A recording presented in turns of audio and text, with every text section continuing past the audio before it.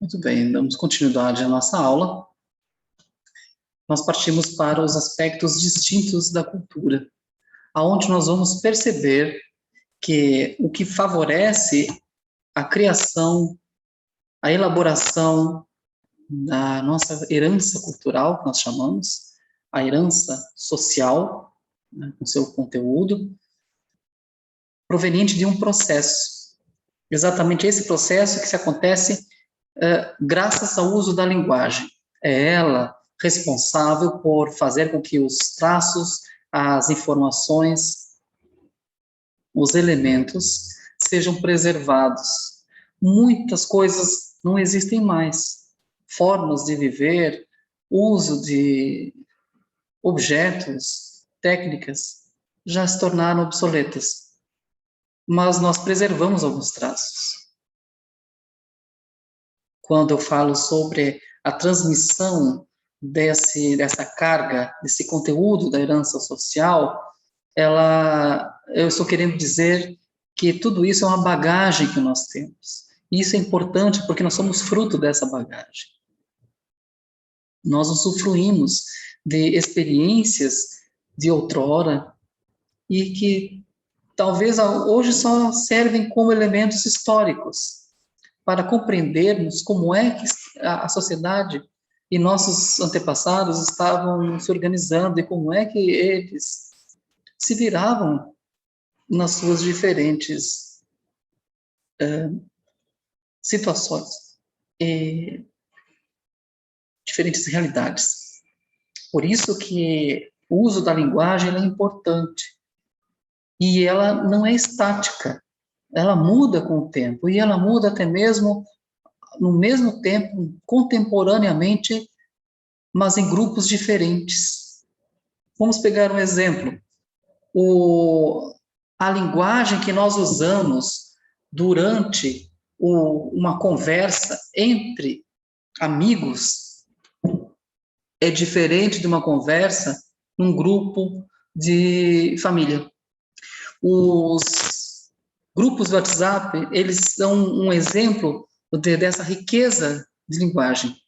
O grupo dos amigos da balada, o grupo dos amigos da vizinhança, o grupo do prédio onde as pessoas moram, do condomínio, ou então o grupo dos amigos da igreja, do grupo daqueles que colecionam alguma coisa em comum, o grupo do trabalho que frequenta, e às vezes grupos paralelos dentro do próprio trabalho, dependendo da divisão como é feito esse trabalho. E isso que faz com que a linguagem ela seja diferenciada. Alguns termos nós não usamos com nossos chefes, outros termos nós usamos somente com os nossos colegas. Então, estamos errados? Não. A forma como nós nos expressamos nas diferentes situações, nos diferentes grupos sociais. Essas diferenças culturais nós vamos encontrar nessa bagagem cultural, nessa herança social. Um exemplo, imagina um casamento de brasileiros natos, de origem nordestina, que é o caso daqui da região norte, específico do estado do Acre, onde as pessoas dançam, se divertem, homens, mulheres, jovens, idosos, crianças, ao mesmo tempo, no mesmo ambiente. Uma festa de casamento numa comunidade árabe palestina, ele é diferente, né? As pessoas dançam, se divertem entre os seus familiares, os homens dançam, as mulheres acompanham dos seus lugares a mesa com palmas. Quando dançam, é somente entre elas. Isso está errado? Não, é a forma como o seu grupo social está organizado e como é a bagagem dessa sua herança social. Então, são traços que todos nós trazemos. E ele é dinâmico. Imaginem, muitas vezes nós começamos a comer determinados alimentos que não comíamos antigamente nas nossas casas, com nossos pais. Então, nós vamos incorporando elementos, vamos incorporando alimentos que nós não estávamos acostumados. E isso vai nos enriquecendo. Então, é essa diferença que faz com que os grupos se tornem diferentes. Dando uma olhada no nosso material, aqui nós vamos encontrar, em especial, quando falei para vocês das gravuras, né, que não são escolhidas aleatoriamente, o que eu quero mostrar para vocês? Estamos todos cooperando, mas cada um com seus traços, com suas diferenças. Por isso que os homens, aqui tem uma citação do texto, defrontam a natureza não na qualidade de unidades isoladas. E realmente nós não somos isolados. Nós vivemos e convivemos, porque somos na qualidade de membros de grupos cooperativos organizados. Exatamente. As coisas não acontecem, a nossa vida não acontece somente conosco. Nossa vida acontece na medida que nós estamos com o outro. Não existe aquele que não depende de ninguém. Ou eu trabalho e pago as minhas contas e não preciso de ninguém. Eu preciso sim. Eu preciso daquele que plantou o trigo, daquele que colheu, quem sacou, daquele que vendeu para a indústria, que produziu a farinha, daquele que comprou a farinha para fazer o pão, e daquele que transportou a farinha, daquele que fez o pão, daquele que vendeu, daquele que embalou. E por isso nós temos a nossa mesa. Nós dependemos do gari, que recolhe o lixo das nossas praças e da frente das nossas casas durante a semana. Alguém tem que fazer esse serviço e nós somos dependentes deles, desses profissionais. Não dependo da minha vizinhança. O olhar de um vizinho também pode significar a minha segurança. Alguém entrou na sua casa, vizinho. No momento de emergência, um acidente doméstico, quem são aquelas pessoas que primeiro vão nos ouvir? São os nossos vizinhos. Por isso que nós não somos unidades isoladas. Nós somos membros desses grupos cooperativos e organizados. A nossa sociedade, ela é organizada. Ela não é perfeita, mas ela é organizada. É isso que nós temos que ter e seguir.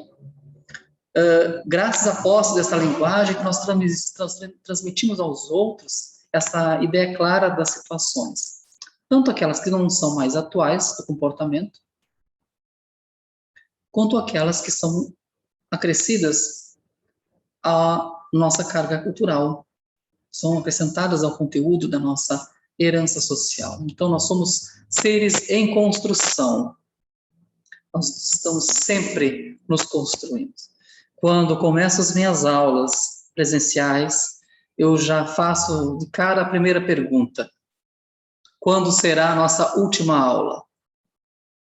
Bem, dia tal, de tal mês. Resposta errada. Quando será a nossa última aula? Eu não estou perguntando quando será a nossa última aula do nosso curso. Estou perguntando quando será a nossa última aula. Que aula? A aula na nossa vida. A última aula será o momento da nossa morte. Ali é que nós vamos aprender como é morrer. E é uma aula que não dá para gazetar, é uma aula que não dá para transferir. Todos farão aula, avaliação, seremos aprovados e partiremos de férias. Todos. Ninguém será reprovado, ninguém vai ficar para a segunda chamada. Vamos todos. E é ali que nós vamos aprender como é esse momento. Como nós gerenciamos a nossa vida até esse momento da morte? Bem, isso dentro da nossa herança social, ou seja, da nossa cultura, vai ser exercido com dupla função. Que função é essa?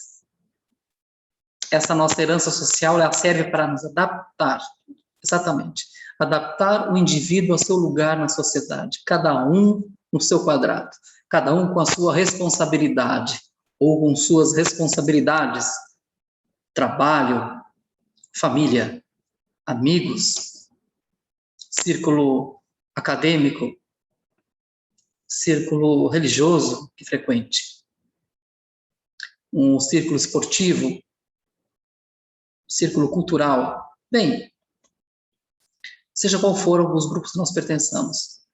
E também ao nosso ambiente natural, ou seja, onde nós fazemos a nossa morada, nós fazemos o nosso habitat. As coisas não são prontas. Nós mudamos de endereço, mudamos de bairro, mudamos de cidade, de estado, mas nós vamos ter que nos adaptar. Adaptar ao clima, adaptar aos horários do transporte coletivo, vamos ter que nos adaptar à forma como as pessoas vivem, como elas vivem e se tratam uns com os outros. Alguns grupos, algumas regiões serão mais próximas, outros grupos serão mais distantes, uns mais informais, outros grupos serão bem mais formais e manterão uma certa distância de nós. O ambiente de trabalho não é um ambiente somente para amigos, é um ambiente profissional. A partir daí, a própria linguagem ela deve ser mudada. Nós não falamos com o nosso chefe do mesmo modo como nós falamos com nossos irmãos.